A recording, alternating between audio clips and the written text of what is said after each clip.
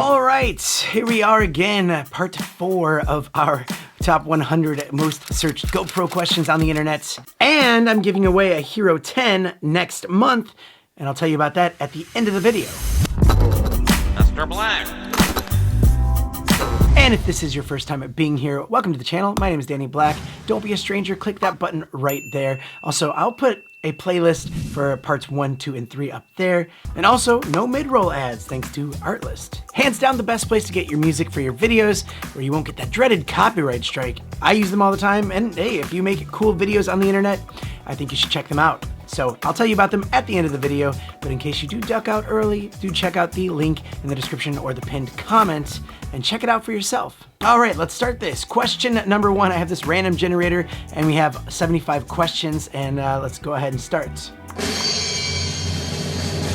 Can GoPro 9 go underwater?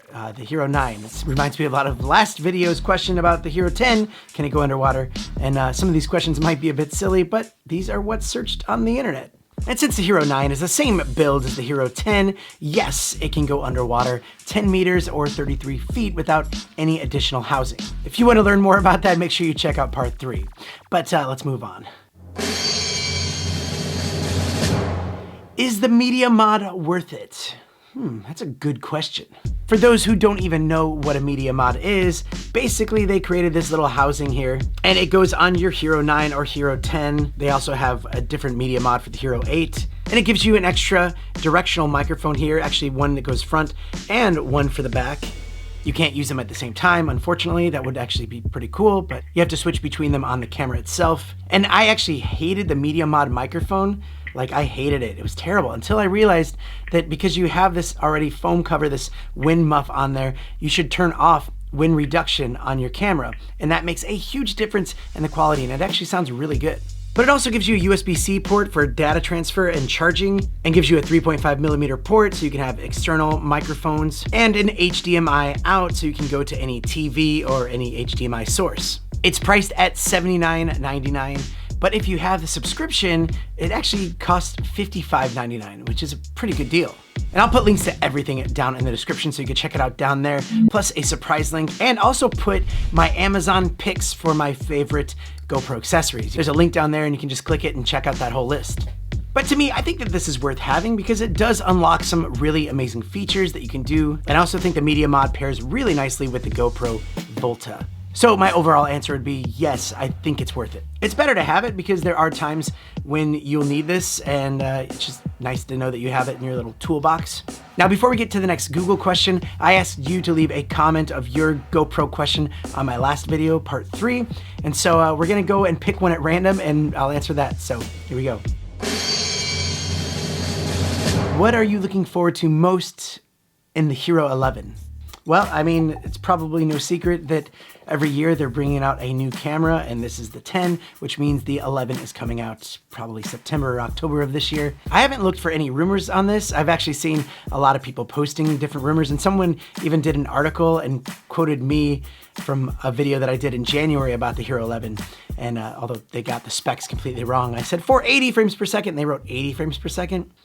Oops. So for what I think will be on the Hero 11 that I'd be looking forward to is higher quality slow motion, 480 frames per second, maybe even more, but just like a short burst. Obviously you're not gonna leave that on for 1 minute, but if you have something timed just right, you can hit the button and it will go for like a short burst. Now there are some extra like accessories that I kind of wish would be on there, and that would be like a wireless microphone that connects just to the camera. So you'll be wearing your wireless microphone and you can actually connect it directly here without any additional media mods and things like that. I think that would be so cool. And I would love to see some more lens mods, but like if you're able to have anamorphic or macro and have a mode on there that utilizes it to make it look that much better, I feel like that would be such a good and easy cash grab for GoPro, so I don't know why they're waiting on it. Now, if you have a GoPro related question, or maybe you left a question on the last one and I didn't pick it, drop a comment on this video and I will pick one at random on part 5. All right, let's get to the next question here. How do the onboard mics sound? All right, so this is what the onboard microphone sounds like. I'm using the audio from the GoPro, but using this camera right here so that you can see what I'm about to do. But you know that check 1 2, check 1 2, check 1 2. This is what the onboard mics sound like. Now this is with wind reduction on. So when we turn wind reduction off, this is what the onboard microphones sound like. I think that they sound a lot better. What wind reduction does is it cuts out the low end so that, you know, if wind blows on it, it's very low end and it cuts all of that out so it can hear you talking. And which it's a great option to have if it is really windy and you don't want to lose any of the talking points. But what I like to do is get the Wind Slayer. And the Wind Slayer is basically a foam housing which covers the microphones in a good way, but blocks the wind so you can have wind reduction off, but also not have to worry about the wind noise. And it works so well. Sometimes I don't see the need for any additional microphones on this because the onboard mics sound great. And with the Wind Slayer, it sounds fantastic. And especially it's like very low cost, like maybe 2 of them for $10. And I've actually made several videos using the Wind Slayer on this channel. And if you want to check that out, just search my channel for a Wind Slayer. But yeah, that's it. That's what it sounds like. Okay, next question. Where is GoPro made? Well, I know the company headquarters are in San Mateo, California. It looks like a really cool place and probably a really fun company to work for. But that's just the headquarters where they design and do the marketing and come up with their ideas and stuff like that. But where the manufacturing is done is actually 2 main places. For the cameras that are USA bound, they are manufactured in Mexico. And for all the other countries, they are manufactured in China. Okay, next question. What GoPro accessories do I need? A lot of friends of mine, they'll buy a new GoPro and they come right to me and they're like, what accessories do I need? Like that question gets asked a lot. So for me, if I just bought a Hero 10, the top 5 things that I think that I would need right away, well, definitely a good selfie stick.